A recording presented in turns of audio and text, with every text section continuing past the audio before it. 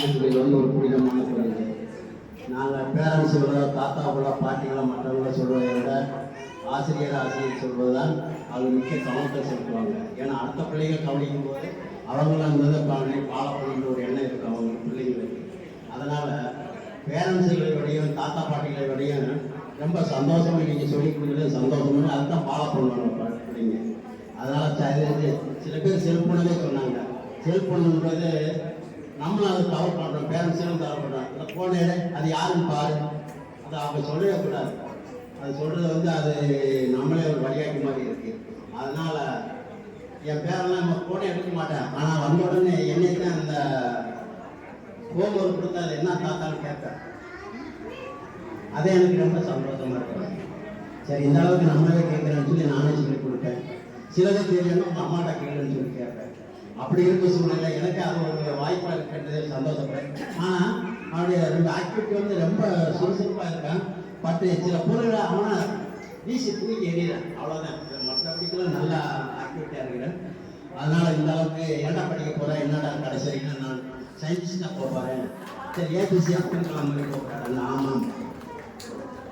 அதே போல் என் மகனுடைய பேருக்கு ஒன்று அது ஆரம்பத்தில் 3 வருஷமே சொல்லிச்சா, இங்கே இல்லை கோயம்புத்தூர்காரங்க. நான் போனால் அப்பயே வந்து அமெரிக்கா கூட்டு போகிறாங்களா. அதே சொல்லுது, பாட்டி எல்லுக்கு கட்டி நாங்கள் எங்கள் அப்பா அமெரிக்கா அனுப்புகிறாரு, இதெல்லாம் பார்த்துட்டு வந்து நாங்கள் இது மாதிரி படிக்க போகிறோம் அப்படின்னு சொல்லிட்டு. இது எவ்வளோ பெரிய சந்தோஷம். நாங்கள் படிக்கும்போது சாப்பாடு கிடையாது, தட்டை எடுத்துகிட்டு போகணும்.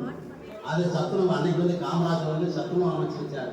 அதை வாங்கி சாப்பிட்டு இந்த குழந்தைகளை இருக்கு. அப்பா அம்மா கூலி வேலைக்கு போவாங்க, வசதியாக இருப்பாங்க. அது மாதிரி அந்த அவங்கெல்லாம் இருக்க போயிட்டு அந்த கல்வி கண் வந்து நமக்கு வந்து நல்ல படிக்குது. இன்னைக்கு இருக்க பிள்ளைங்க வந்து அன்னைக்கு படிப்பு வேலைங்க, இன்னைக்கு படிப்பு இருக்கு. இன்னைக்கு என்னென்ன சில மேக்ஸிமம் போடுறாங்க எனக்கே தெரியாது. நானே அவங்கள கேட்பேன், இது இப்படி போடணும் தாத்தா அப்படி போடணும். அந்த பழைய வந்து மாதிரி அல்சரா இருக்கிற அந்த வாழ்க்கை பெருக்கள் தான் இருக்கு பெரும்பாலும். இப்போ வந்து என்னென்ன தொடர்லாம் இருக்கு. அதனால ஆசிரியர் பெருமக்களுக்கு நான் வேண்டி விரும்பி கேட்கிறது வந்து அவங்களுக்கு மூல தொழில் தான் நீங்கள் சொல்கிற புத்திமதி தான், உங்களுடைய அறிவுரை தான் அவங்களுக்கு முக்கிய கவனம் எடுத்துக்குவாங்க. நான் என்ன தாத்தா பாட்டி சொன்னாலும் நீங்கள் போங்க தாத்தா அப்படின்னு சொல்லியிருக்கிறாங்க. ஆனால் எங்கள் வீட்டில் அதை இப்போ சொல்ல அவங்க வந்து டிரான்ஸ்ஃபர் ஆகி வந்திருக்காங்க. பட் அவங்க வீட்டில் ரேடியோ கிடையாது, டிவி கிடையாது, ஏசி கிடையாது. ஆனால் அப்படித்தான் வாழ்கிறாங்க. அவங்க எல்லாம் இருந்து அனுபவிச்சுவாங்க. அதனால் இருந்த போதிலும் ஆசிரியர் பெருமக்களுக்கு வேண்டி நான் உங்களை பணியுடன் கேட்டுக்கொள்கிறேன்.